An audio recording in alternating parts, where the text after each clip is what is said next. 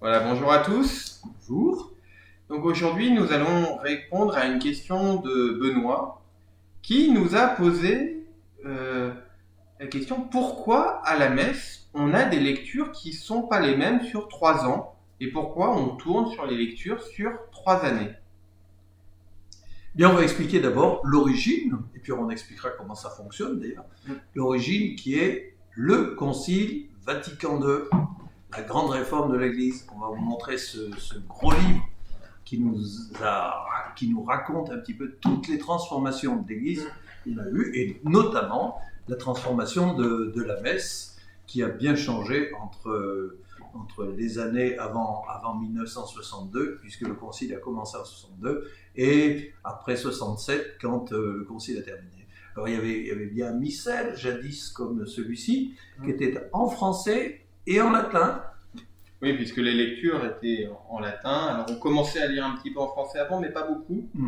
Et après, donc on est passé à la langue du pays où on est, donc on a déjà mis les lectures en français, et puis le Concile avait souhaité qu'on lise plus de la parole de Dieu, presque tout, alors qu'avant on lisait pas beaucoup au final de la parole de Dieu, puisqu'on lisait beaucoup des lettres de Saint Paul et l'Évangile. Et on lisait tous les ans la même chose. Tous les ans la même chose, ce qui fait que tout l'Ancien Testament, au final, on ne le lisait jamais. Alors, les pères du Concile se sont dit, c'est quand même un peu dommage qu'on ne propose pas de pouvoir lire toute la Bible, ou presque toute la Bible.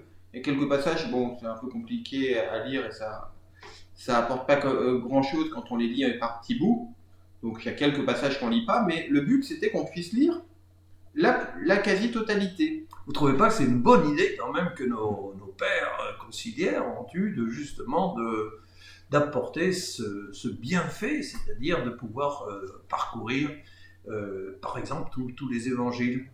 Voilà. C'est sûr qu'aujourd'hui, maintenant, avec des missels comme celui-là, qui est le missel qui a été publié avec la nouvelle traduction de la Bible, ben, on a quasiment toute la Bible qui est lue, avec notamment tous les évangiles. Alors c'est sûr qu'on s'est dit que sur un an, c'était trop court pour tout lire, parce que sinon, le temps des lectures durerait bien plus longtemps. Passer le dimanche. Voilà. Donc, ils se sont dit, il faut qu'on le fasse sur plusieurs années.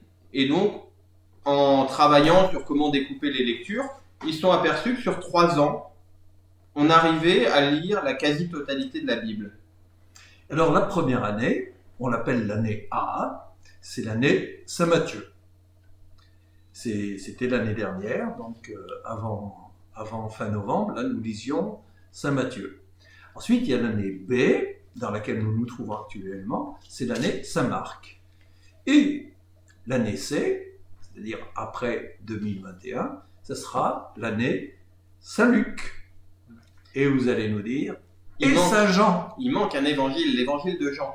Ben, l'évangile de Jean, on va le lire par petits morceaux, surtout au temps important. Alors on va en lire par exemple, il peut être lu sur certaines grandes fêtes, comme Noël, comme Pâques, et il va être lu aussi pendant le temps pascal, pendant des moments plus privilégiés, et parfois un petit peu les étés aussi.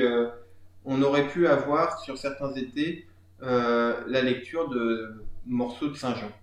Alors comme les trois évangiles qu'on vous a indiqués, Matthieu, Marc et Luc, sont des évangiles qui se ressemblent, qui ont un petit peu les mêmes sources, donc il manquait quelque chose, et Jean, qui a un évangile un petit peu différent, vient justement compléter ces trois évangiles. C'est pour ça qu'il obéit à des règles un peu différentes des autres évangiles. Et l'avantage, c'est qu'on a maintenant un cycle avec 2 lectures à la messe du dimanche et l'évangile, alors qu'avant on avait une lecture, puis l'évangile. Voilà. Une richesse bien plus grande aujourd'hui. Donc cette fréquentation de la parole de Dieu a été un bienfait pour l'ensemble de l'Église. Voilà.